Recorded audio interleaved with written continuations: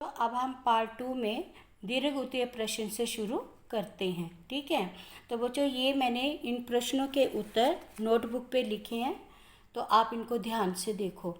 कवि ने संसार को किन ज्वालाओं से जलता हुआ बताया है? कवि ने संसार को जाति भेद, धर्म, वेश, राग, द्वेष आदि ज्वालाओं से जलता हुआ बताया है। प्रश्न दूसरा, कवि हमें नए निर्माण के युग में क्या क्या करने के लिए कह रहा है? कवि हमें नए निर्माण के युग में सारे भेदभाव, द्वेष, ईर्ष्या से ऊपर उठकर नए हाथ से वर्तमान के रूप को संभालने के लिए कह रहा है। थर्ड प्रश्न बच्चों, कवि इस धरती को कैसा बनाना चाहता है? तो क्या उत्तर है?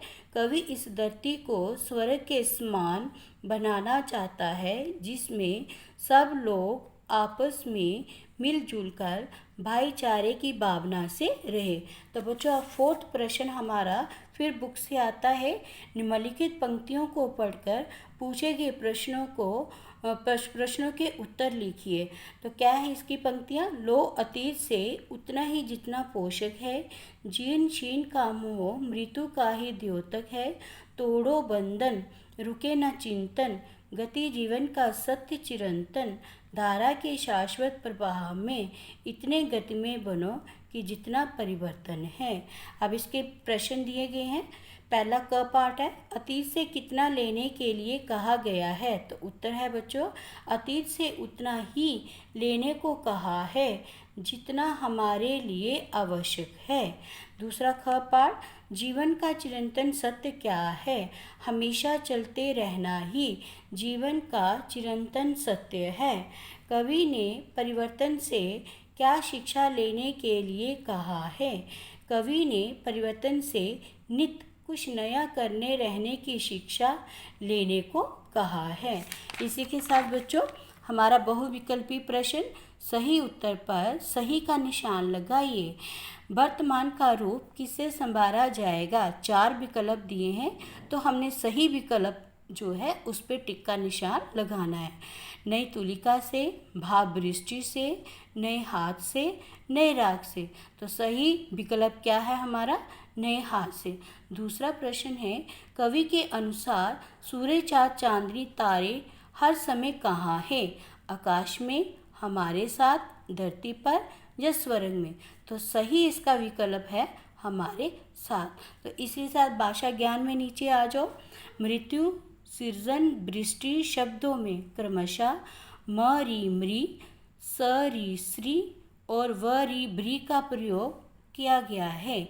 सोचकर 4 शब्द ऐसे लिखिए जिनमें री की मात्रा का प्रयोग किया गया है।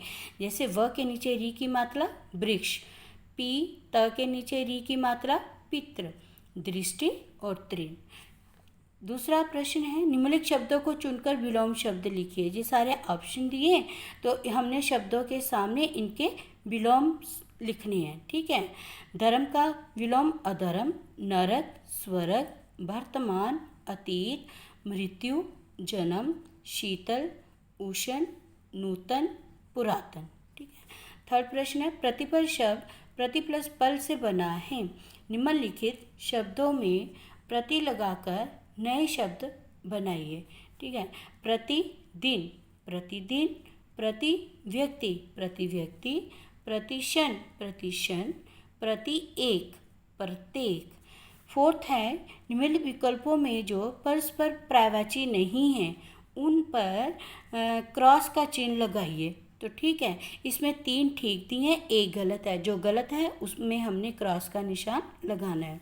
आकाश को हम गगन भी कहते हैं, नभ भी कहते हैं, अंबर भी कहते हैं।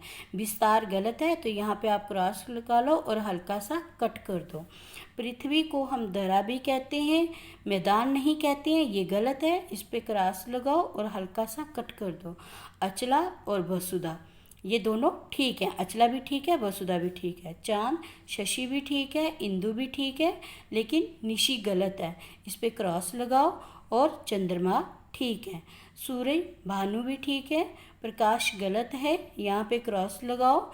दिनकर ठीक है और सूर्य भी ठीक है, तो बच्चों आपने इस कविता को ध्यान से पढ़ना है और इनके अर्थ जो लिखे हैं तो उनको भी ध्यान से समझना है, शब्दों के अर्थों को भी ध्यान से समझना है और भाषा ज्ञान की आपने रफ कॉपी पे प्रैक्टिस भी करनी है। इसी के साथ बच्चों धन्यवाद।